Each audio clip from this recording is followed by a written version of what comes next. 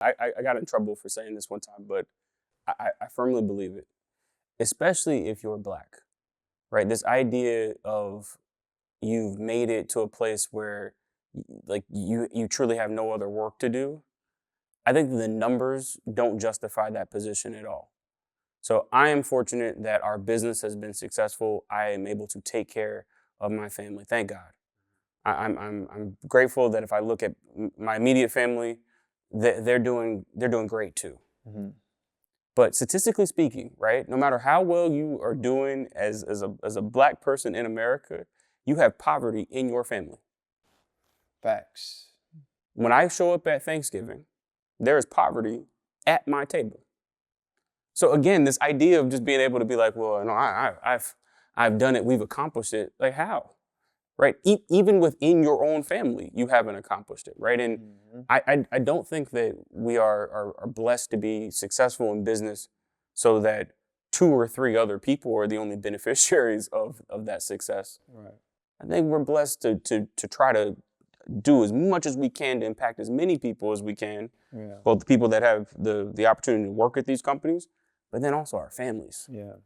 And there's a long way to go. Yeah. No. Like the math shows that. I forget my opinion about this, but like I live in a city that has, I live in Atlanta, I'm from Atlanta.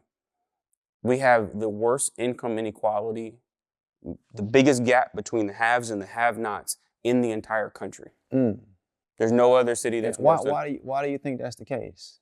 I mean, historically, right, we didn't get off to a great start, and that history has injected itself to every stage of the city's growth and development to where, right, there are both of our locations are very close to the west side of Atlanta. Mm-hmm. Well, you have a 4% chance of escaping poverty if you were born in the zip codes that my business has. Wow. Said differently, you have a 96% chance if you were born into poverty to die in it. Right. So again, the idea of me being able to walk around talking about I've made it. I'm in a community right now that mathematically, like we've got to do a lot more to try to make sure that isn't the reality for people that not only look like me, but are me in the sense that like they're immediate friends, immediate family. So think about that, and I think you spoke on this before in terms of the algorithms and the ways of this world or government and things that even with social media and how those algorithms and things we see, it does something to the mind that manipulates us. Yeah. Right. How do we combat that? I think first we have to identify it as what it is. It's a distraction in many ways. But what's making me nervous about the internet are 2 other things. One, that we have a lot of people on the internet that are projecting just the best moments of their life. Right. And so you're watching genuinely the best moments that everyone has. And you are living understanding that like, that isn't what your life is like. Life for everybody is ups and downs. Right, but you're on a device where you only see, and it feels like everybody is always up. Right. That's super dangerous, right? Because again, that isn't life. Life is the roller coaster. We've got to do a better job, especially for our kids, of telling them that very simple thing. Hey, you're only watching the best, right? Let's give you, in some cases, let's give you the math, right? I mean, everybody online is rich. Everybody online is successful and made it. When you go to people and tell them, hey, do you know that only 7% of Americans make over $100,000 a year? Now go compare that to your algorithm. Does 7% of your algorithm show up like that every single day? People are like, no, 100% of my algorithm is not just making 100K, they're all millionaires.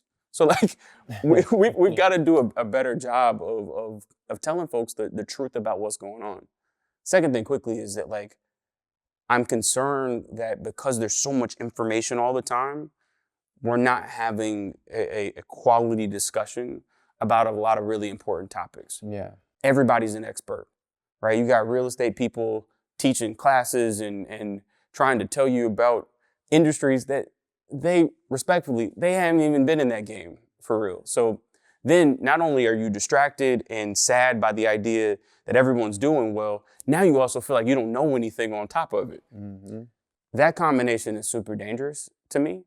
And I do my best online too to try to have everybody have a little bit of perspective of like, I'm not asking you to settle, but you're doing okay, right? Like you're doing like a lot of people your age are doing. And so let's stay committed to the journey of every single day getting better, but you're not doing disproportionately worse than everybody right now. Like I know it feels that way, but that's not actually the math of what's happening. Yeah, man, and that ties into the saying that on the gram you may see the glory, but you don't know the story. And it's that, you know, on the gram we put this fictional lifestyle, this image that allows us to be celebrated and applauded by the cheers of the crowd. But what we don't know to be true is that once the criticism comes from the crowd, we fold. Yeah. Because we're not being of our authentic selves, yeah. Right? And so what happens is when the youth sees those that are living these fictional lives being celebrated, they are negatively manipulated by the lies. And I tell my kids, both my wife, we tell our kids is listen, 98% of what you see on the gram is phony. Absolutely. You better believe it. Absolutely. Because like you articulated, they're gonna show the glitz, the glam, but they're not gonna really give you what they're going through. They're not gonna really give you the struggle and all those things, right? So you gotta be very cautious and have great discernment on what you see so it does not confuse you. You will spend a lot of your life, unfortunately, probably pretty sad if you believe everything that is being.